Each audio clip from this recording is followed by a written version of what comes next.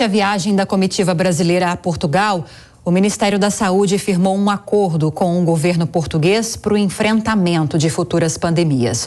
Os países querem fortalecer os sistemas de saúde e ter autonomia na produção de vacinas e remédios. E sobre esse assunto, a gente conversa agora com o médico Francisco Balestrin, que é presidente do Sindicato dos Hospitais, Clínicas e Laboratórios do Estado de São Paulo. Doutor Balestrin, boa noite, bem-vindo. Obrigado, Lívia. Boa noite para vocês também. Essa parceria firmada entre os órgãos de saúde de Brasil e Portugal tem esse objetivo que eu já destaquei na abertura da entrevista. É fortalecer os sistemas de saúde para futuras pandemias e futuras questões que envolvem emergências em saúde, justamente nessa questão de se dar autonomia para essas nações na produção de vacinas e medicamentos. Quando a gente fala sobre esse aspecto, qual que é a realidade do Brasil hoje, doutor? Bom, esse é um dos aspectos, você citou talvez os aspectos mais importantes. Ao final nós temos, teoricamente, 7 pontos que foram definidos e foram colocados, que ao final eles procuram exatamente criar uma condição positiva de um relacionamento na área de saúde entre o Brasil e Portugal. Nós somos países, como você sabe, de línguas irmãs, fazemos parte de uma comunidade de 270 milhões de habitantes, sendo que só o Brasil tem 210, e é exatamente importante nesse instante que nós tenhamos uma ação conjunta. E o objetivo disso tudo é exatamente criar condições favoráveis para que ambos os países eles tenham condição de ficar de prontidão para novas emergências médicas que possam ocorrer no mundo, como, por exemplo, novas pandemias, mas isso exige não só esta prontidão, mas como exige bastante trabalho e bastante ação de ambas as, digamos assim, as comunidades científicas na área de saúde dos dois países. Então é exatamente isso que a partir de agora começa a acontecer. Quem tem mais a contribuir com o outro nesse cenário de parceria, doutor? Brasil pode ajudar mais Portugal ou o contrário? Bem, nós somos países que têm algumas situações que são semelhantes, eu diria. É claro que nós temos uma diferença populacional muito grande. O Brasil tem em torno de 210 milhões de habitantes e Portugal tem em torno de 10 a 13 milhões de habitantes. Então existe uma diferença muito grande em relação a isso. Mas quando se trata da ação de saúde, a gente deve lembrar que nós somos dois países que têm um sistema público de saúde que é universal. O Brasil, aliás, é o maior sistema público de saúde do mundo. Nós temos praticamente 150, 160 milhões de pessoas que são cobertas pelo SUS. E em Portugal, nós também temos o sistema português de saúde, que pega toda a população desse país. Então, em se tratando disso, nós temos condições de ter ações distintas de um e de outro. Nós temos aqui no Brasil uma comunidade atuante na área de saúde, e Portugal também existe. Portugal tem um desenvolvimento desse sistema público e desenvolve bastante as ações que são ligadas às questões de atenção primária à saúde, que é algo que nós precisamos desenvolver no nosso país, apesar de toda a estrutura que nós temos. Nós temos toda uma estrutura, né, industrial e econômica na área de saúde. Então, produzimos vacinas, todos nós sabemos disso, produzimos medicamentos, produzimos equipamentos e materiais médicos hospitalares. Então, eu diria para você que, embora seja uma situação de mão dupla, porque também em Portugal nós temos muito para receber, eu diria que nesse instante nós temos uma contribuição bem grande a dar à nação portuguesa, aos nossos irmãos, principalmente naquilo que tem a ver com esses aspectos todos que tem a ver com a produção industrial, com a produção de vacinas, com a produção de equipamentos e de materiais. Por esse acordo firmado entre os dois países nessa área da saúde para equipar e deixar mais autônomos esses dois países, envolve, por exemplo, algum tipo de parceria na formação de profissionais nessa área ou não? Exatamente isso. Dentro desses 7 pontos que foram fechados, um deles diz exatamente a respeito da formação de profissionais de saúde. Diz também em relação ao fato de que você deve, cada vez mais, aproximar as duas comunidades científicas e, com trocas desses profissionais, criar condições de trocas de informações, de desenvolvimento, de sistemas de saúde. E eu queria salientar aí que há algo dentro desse trabalho também, que chama a atenção. Nós estamos discutindo aquilo que hoje, eu diria para você que é um dos aspectos mais importantes na saúde, é exatamente aquilo que se chama de transformação digital. Nós que estamos bem acostumados aqui no nosso país, exatamente com o nosso sistema bancário que é super digitalizado, nós passamos e precisamos ter também no setor de saúde uma visão cada vez mais digitalizada, para que a gente possa aumentar o acesso, que esse acesso seja com qualidade e que a gente tenha uma relação custo-benefício adequada. Então, quando a gente também envolve as discussões e as trocas de informações, né, e de formação, o desenvolvimento de estruturas, vamos chamar assim, digitais na área de saúde, isso significa que a gente tem condição de progredir bastante nessa área também.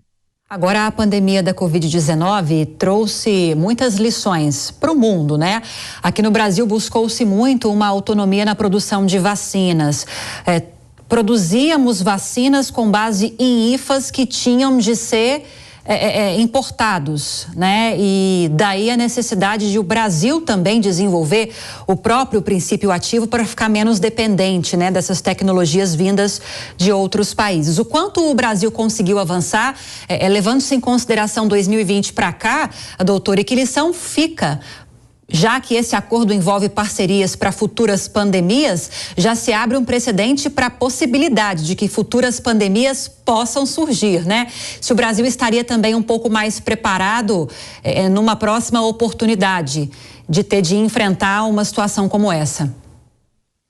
Os IFAs, que a gente ouviu falar tanto nesses últimos 2 ou 3 anos, né, que tem a ver exatamente com o material básico para a produção das vacinas, e não só das vacinas, como dos medicamentos, principalmente. A gente se lembra das crises que nós vivenciamos nesses últimos 2 ou 3 anos, exatamente porque os 2 países que mais se concentram na produção desses IFAs, que são exatamente esses materiais que são utilizados, né, os princípios básicos que são utilizados para as produções dos medicamentos e das vacinas, eles estão concentrados em 2 países, a China e a Índia. Então, nesse período, nós tivemos muitas dificuldades, às vezes, para trazer esses produtos para o Brasil. É bom de se lembrar que, graças a projetos técnicos e científicos que nós tivemos na Fiocruz, no Rio de Janeiro, com a AstraZeneca, que nós fizemos acordos técnicos, operacionais e científicos importantes, e mesmo o Instituto Butantan com a Coronavac,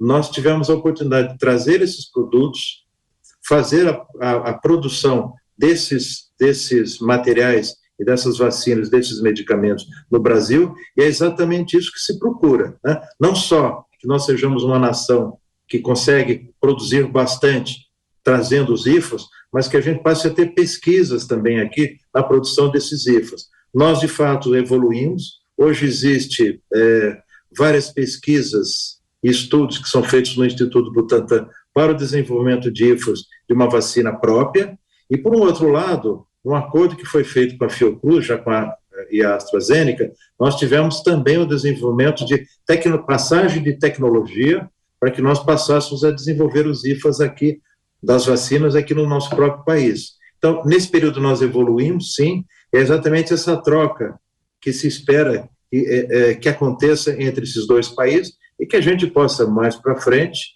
ter algum grau de autonomia, não só na produção, mas também no desenvolvimento desses princípios ativos.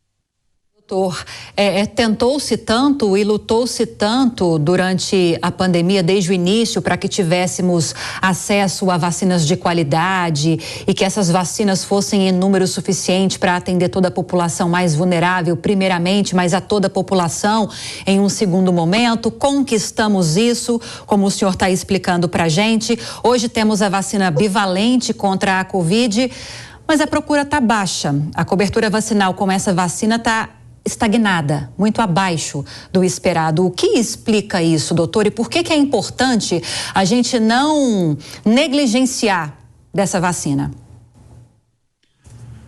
Bom, em primeiro lugar, você já colocou no final da sua fala algo super importante. Nós não podemos negligenciar a utilização não só dessa vacina, como de várias outras vacinas que são colocadas a favor da população. Vacina de sarampo, varíola, poliomielite e todas essas outras que eventualmente são importantes para que a gente tenha uma juventude sadia, né? Por outro lado, agora nós estamos em plena momento da vacina da pneumonia e também da vacina da gripe, que é muito importante também, não só para as pessoas jovens, mas principalmente para os idosos, para que eles possam ser protegidos. Então, nós não podemos em nenhum instante negligenciar.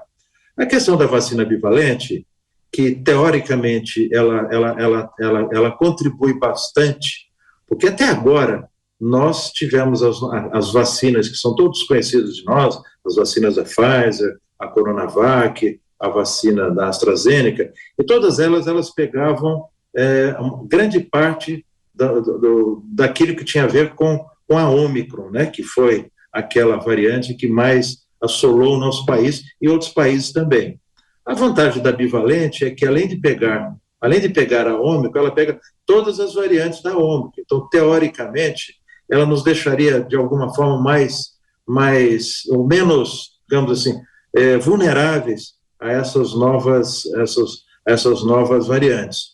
O que acontece é que, por outro lado, nós tivemos, há 2 semanas atrás, uma própria determinação, uma própria fala da Organização Mundial de Saúde, que dizia que entre aquelas pessoas que, de alguma forma, já haviam tomado 2 ou 3 doses das vacinas normais, né, e que, de alguma forma, já haviam passado ou pela doença, ou pelo fato que o nosso país também já foi assolado bastante, então o vírus já está em circulação, que não havia necessidade, talvez, de se investir cada vez mais nessas vacinas. Eu acho que essa informação, ela ficou uma informação um pouco cruzada, tirou um pouco o ânimo, talvez, das pessoas, no sentido de buscarem novas vacinas, mas principalmente a bivalente. Existe um fato também que a gente precisa levar em consideração. Quando se busca, se faz campanhas como essas, de estímulo à vacinação, essas campanhas elas não podem ser únicas e exclusivamente através de grandes informações e grandes informativos, né? Como a gente tem visto nos últimos meses aí. Né? Existe uma campanha para que essas vacinas sejam tomadas, mas existe uma ação local que precisa ser feita, né? Pelos profissionais de saúde, pelos médicos, por aqueles que vão nas UBSs, pelos programas de saúde da família. Ou seja, não adianta só, única e exclusivamente, você fazer grandes campanhas, mas você precisa também, o famoso chegar junto. É importante chegar nas comunidades, é importante criar condições para que as pessoas possam vacinar ou levar seus filhos ou seus parentes para serem vacinados em horários distintos, porque hoje as pessoas trabalham, as pessoas muitas vezes elas precisam encontrar alternativas para levar seus entes queridos ou elas próprias irem vacinar. Voltou-se a uma normalidade, que é a normalidade do trabalho, a normalidade do estudo, a normalidade do dia a dia.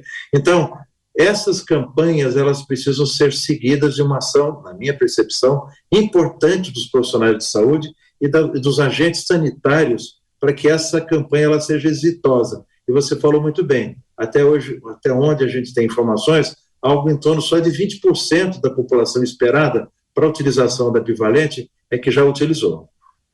Dr. Francisco Balestrin, presidente do Sindicato dos Hospitais, Clínicas e Laboratórios do Estado de São Paulo, obrigada pela entrevista nesta noite de sábado, doutor. Boa noite, bem-vindo sempre. Obrigado, querido. Boa noite para todos vocês também. Muito obrigada.